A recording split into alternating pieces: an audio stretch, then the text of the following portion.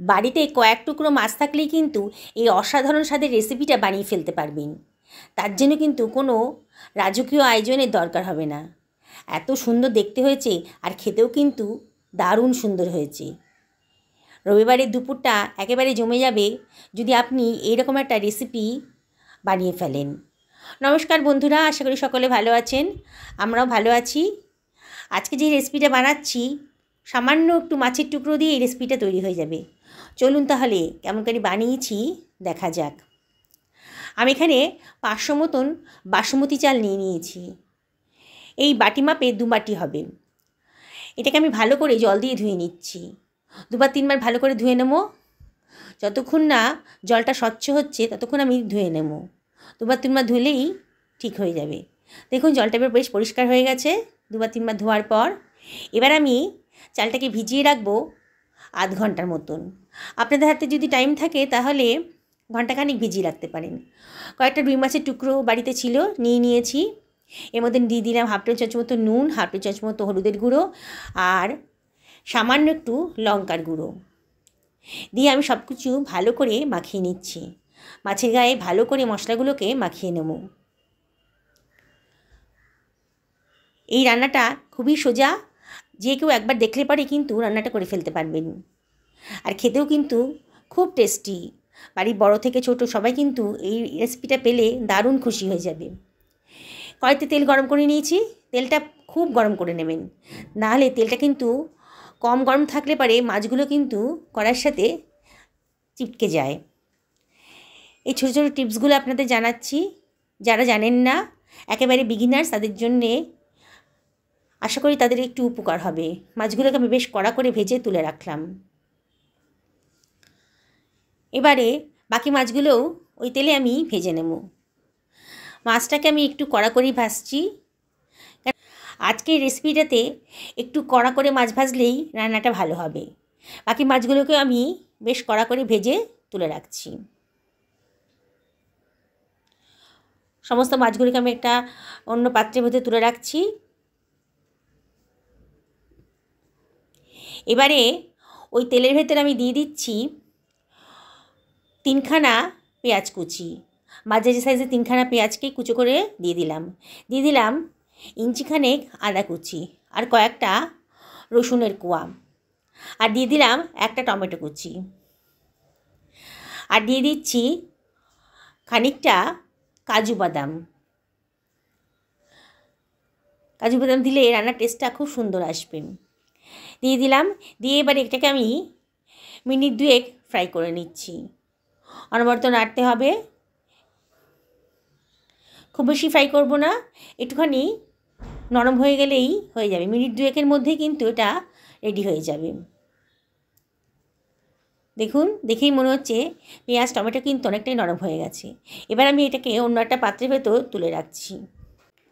বন্ধুরা, আপনারা শেষ পর্যন্ত রেসিপিটা দেখুন। ভালো লাগলে লাইক করবেন, শেয়ার করবেন আর কমেন্ট করে জানাবেন যে আপনাদের কেমন লাগলো রেসিপিটা। আমি সব কিছু একটা অন্য পাত্রের ভেতর তুলে রাখলাম। এটাকে ঠান্ডা করে নিয়েছি। নিয়ে এবার আমি এটাকে মিক্সার গ্রাইন্ডারের ভেতর দিয়ে দিচ্ছি। ঠান্ডা করেই কিন্তু মিক্সার গ্রাইন্ডারে দেবেন। এবার দিয়ে দিলাম 2 টেবিল চামচ মতো দই। জল দেব না, এই দই দিয়ে এটাকে আমি ভালো করে বেটে নিচ্ছি। গ্রাইন্ড করা হয়ে গেছে। দেখুন, মিহি একটা পেস্ট তৈরি হয়ে গেছে। দেখুন কত সুন্দর হয়েছে। এবারে কড়াইয়ের ভেতর আমি দিয়ে দিলাম, তেলটা গরম হয়ে গেছে, আমি দিয়ে দিলাম খানিকটা গোটা গরম মশলা আর হাফ টেবিল চামচ মতো গোটা জিরে। 30 সেকেন্ড পর মতো ফ্রাই করে নিয়ে বেশ গন্ধ বেরিয়ে গেছে যখন মশলার, তখন দিয়ে দিলাম বেটে রাখা মশলার পেস্টটা। পুরোটা দিয়ে দিলাম। মিক্সার গ্রাইন্ডারটা ধুয়ে একটু জল দিয়ে সেটাও আমি দিয়ে দিচ্ছি কড়াইয়ের মধ্যে। সামান্য একটু জল দিয়ে ধুয়ে সেটাও দিয়ে দিলাম। দিয়ে এবারে একটু নাড়াচাড়া করে দিচ্ছি। গ্যাসের ফ্লেমটা হাইতেই রেখেছি। অনবরত কিন্তু নাড়তে হবে। এবারে আমি এর ভেতর দিয়ে দিচ্ছি হাফ টেবিল চামচ মতো হলুদের গুঁড়ো, আর দিয়ে দিলাম 1 টেবিল চামচ মতো ধনের গুঁড়ো, 1 টেবিল চামচ মতো জিরের গুঁড়ো, আর দিয়ে দিলাম 1 টেবিল চামচ মতো লঙ্কার গুঁড়ো, আর দিয়ে দিচ্ছি 1 টেবিল চামচ মতো লবণ। লবণটা 1 টেবিল চামচ মতো দিলাম, পরে যদি প্রয়োজন হয় আর একটু দিয়ে নেব। সব কিছু ভালো করে মিশিয়ে নিচ্ছি, অনবরত কিন্তু নাড়তে হবে। দেখুন মশলার কালারটা কিন্তু চেঞ্জ হয়ে গেছে, মশলার গা থেকে কিন্তু তেলও বেরোতে শুরু করে দিয়েছে। আমার মশলাটা কষানো হয়ে গেছে। এবারে আমি এর ভেতর দিয়ে দিচ্ছি ছোটো বাটির 1 বাটি মতো জল, দিয়ে আবারও সব কিছু ভালো করে মিশিয়ে নিচ্ছি।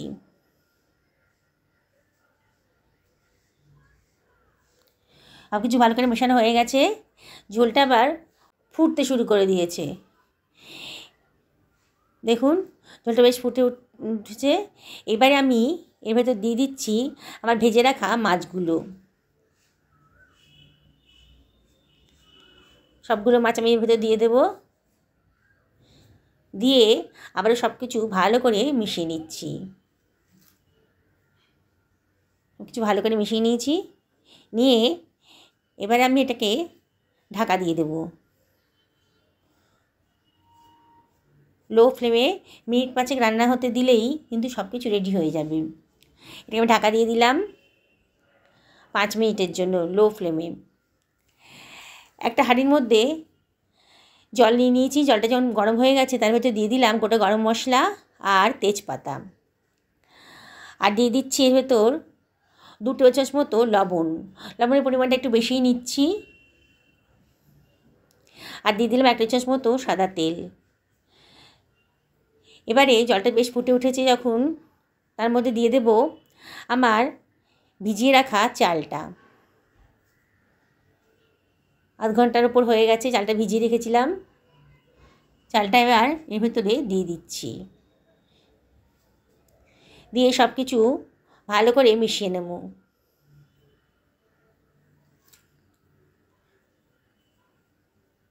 সব কিছু ভালো করে মিশিয়ে নিয়ে এটাকে আমি ঢাকা দিয়ে দেব হাই ফ্লেমে 5 মিনিটের জন্যে।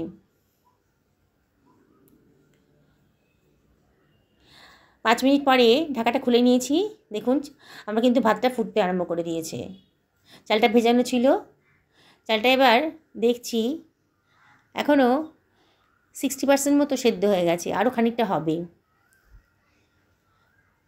চালটাকে মিডিয়াম টু লো ফ্লেমে করে দিয়ে আমি এবার যে পাত্রে রান্নাটা করব সেই পাত্রটা কাছে চলে গেছি। এবার এর মধ্যে দিয়ে দিলাম 2 টেবিল চামচ মতো গাওয়া ঘি। ঘিটা ওটা পাত্রের গায়ে মাখিয়ে নিচ্ছি। আমি এখানে একটা ফ্রাই প্যান ব্যবহার করছি, আপনার ইচ্ছে করলে হাঁড়ি কিংবা কড়াইতেও করতে পারেন, কোনো অসুবিধা নেই। আমার এই ফ্রাই প্যানটা বেশ বড়, এর মধ্যে হয়ে যাবে বলে আমি ফ্রাই প্যানটা ইউজ করছি। ঘি মাখানো হয়ে গেছে।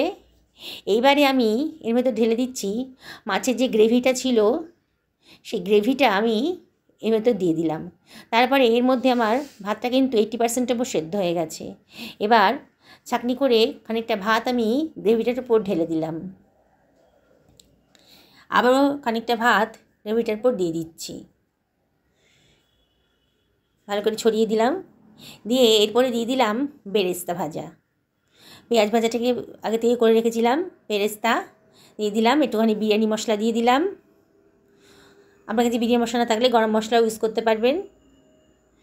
দিয়ে এর ভেতরে আমি দিয়ে দিচ্ছি আবারও খানিকটা ভাত।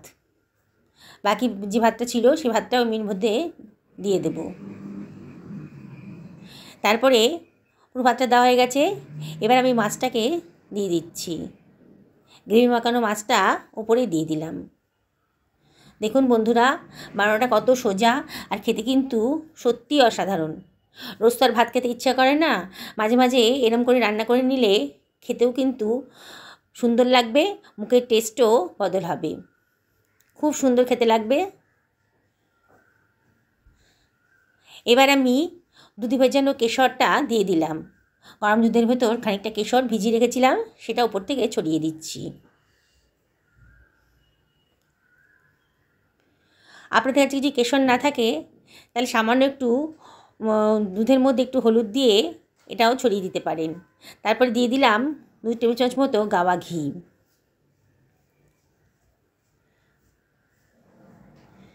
দিয়ে দিলাম, খুব সুন্দর গন্ধ বেরোতে আরম্ভ করে দিয়েছে। আবারও এরপরে দিয়ে দিলাম খানিকটা বেরেস্তা।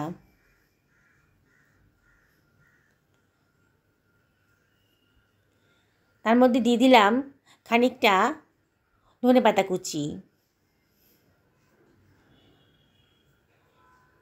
আর দিয়ে দিলাম কতগুলো কাঁচা লঙ্কা।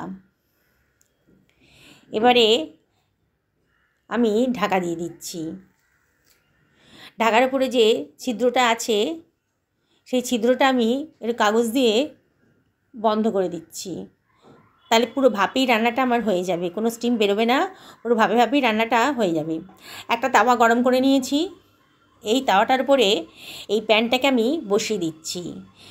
মিনিট 5 রাখবো হাই ফ্লেমে, তারপরে 35 মিনিট মতো রাখবো লো ফ্লেমে, আর 10 মিনিট রেস্টে রাখবো, মোট 50 মিনিট। 50 মিনিট পর আমি ঢাকাটা খুলে ফেললাম। দেখুন আমার কিন্তু রান্নাটা রেডি হয়ে গেছে, দেখেই মনে হচ্ছে ঝরঝরে মাছের বিরিয়ানি একেবারে রেডি। আমি বেশি নাড়বো না, ওপর থেকে মাছগুলোকে একটা পাত্রের ভেতর সরিয়ে রাখবো। এখন নাড়লে পরে কিন্তু মাছেরগুলো ভেঙে যাবে এবং কাঁটাগুলো ছড়িয়ে যাবে ভাতের মধ্যে, তখন খেতে ভালো লাগবে না। সমস্ত মাছগুলোকে আমি একটা অন্য পাত্রের ভেতর সরিয়ে রাখছি। খুব সুন্দর গন্ধ বেরোচ্ছে। এবার আমি এটাকে সার্ভ করে দিচ্ছি। দেখুন বন্ধুরা, কত ঝরঝরে মাছের বিরিয়ানি রেডি হয়ে গেছে। যেদিনকে ভাত খেতে ইচ্ছা করবে না সেদিনকে কিন্তু এরকম মাছের বিরিয়ানি রান্না করে নিতে পারবেন। দেখলেন তো সামান্য খরচে কত টেস্টি একটা রেসিপি বাড়িতেই বানিয়ে নেওয়া যায়। বন্ধুরা, যারা আজকে আমার চ্যানেলে প্রথম দিন, তাদেরকে আমি রিকোয়েস্ট করব তারা যদি ইউটিউব থেকে দেখেন তাহলে আমার চ্যানেলটাকে সাবস্ক্রাইব করবেন, আর যদি ফেসবুক থেকে দেখেন তাহলে আমার পেজটাকে ফলো করার জন্য রিকোয়েস্ট করব। আর বন্ধুদিকে অবশ্যই রিকোয়েস্ট করছি তারা যেন কমেন্ট করে জানান যে আজকের রেসিপিটা আপনাদের কেমন লাগলো। সকলে ভালো থাকুন এই কামনা করেই ভিডিওটা এখানে শেষ করলাম।